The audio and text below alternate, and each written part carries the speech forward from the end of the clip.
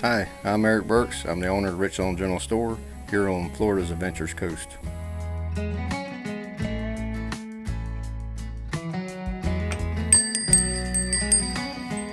Richloam General Store was founded by my great uncle Sid Brinson in 1922. It was founded when he moved the store from Riverland, which is a community that used to be just down the road from here. He moved the building to here, and that founded Richloam General Store. In 1928, it was robbed and burnt to the ground, and he built the building back, and this is the building from 1928. And it served as a general store and a post office for the community of Richloam until 1936. After 1936, the building pretty much sat vacant. It had been ransacked and stuff. My father purchased the property from Uncle Sid in 1973. And then moved a mobile home on the property and lived on the property, and he used the building as storage.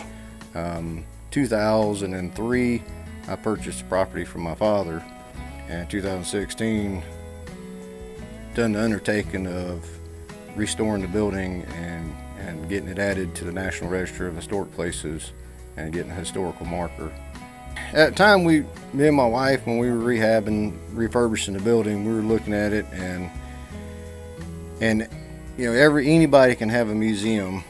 They can take an old store building, put up a rope, put some old artifacts on a shelf, and not let you touch it, and even places charge to get in and see stuff like that. And I thought it'd be a very unique museum if people could actually interact with the products and the tools and stuff of that time period.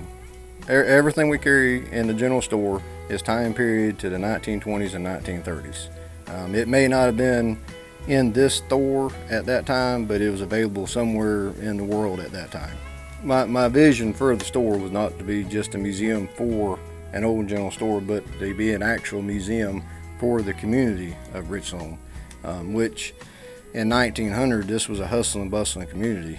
They were shipping out a railroad car trainload of cucumbers a day out of here from the freight depot that used to sit on the property. I mean, this was a big farming community. So, and now we're down to, 4 or 5 houses, population of 12. Our next project is, we have a photograph of what the property looked like in the 1930s, and we're going to build it tree for tree, building for building from that photograph, and rebuild the train depot.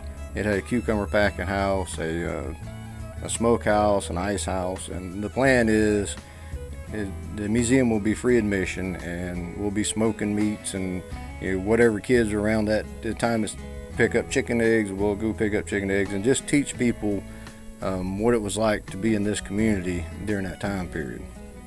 And the kitchen is going to have a wood stove, and we're going to have grandma in there cooking, and it'll be a kind of like a potluck dinner. You'll come in for one price, you'll get all you can eat with dessert, and it'll be time period food cooked on an old wood stove.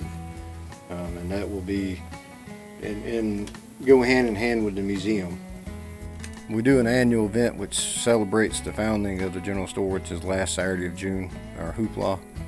Once the museum is built, then we're going to start going to a monthly cane grinding and making cane syrup.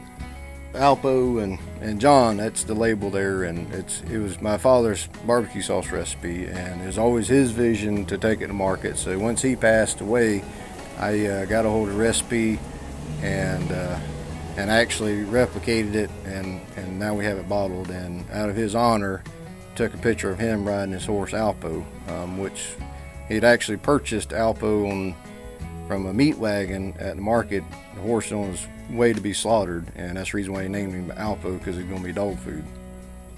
There used to be gas pumps that sit here, and they would do oil changes, service vehicles, so they would do their calculating, their figuring on the walls, and they wrote down an oil change here. It says September 26, 1931, oil change with the mileage. Doors are original to the building. Original post office window with the post office sign. It not only was we're a general store, but also served as a post office for the community until 1936. This is the phone that would have been in a store this time period, and you would have picked it up. This would have generated the electricity, because they had a battery in here, to ring up an operator. And the operator, you would have said, "Hey, I want to talk to Mr. Jones." So she would have taken a cord and connected you to Mr. Jones, and you would listen here and talk in here, and that's the way we made our phone calls. Of course, there wasn't a lot of phones in the community, so a lot of people would call the general store and leave messages for their family and members and stuff. And you can see on the wall where he wrote messages down when people would call.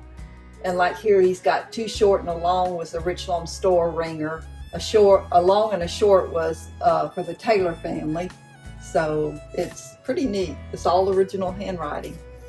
The 2 of our most popular drinks are our Sprickers cream soda and root beer. And the reason they're so popular is because they're actually sweetened with honey from Richloam. The man that has the bees out here in the woods takes our honey back to Wisconsin, and they use it in the drinks.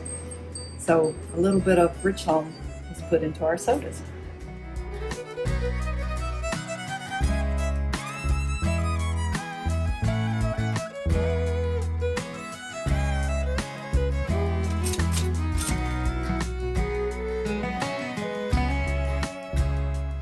We're located on Richloam Clay Sink Road.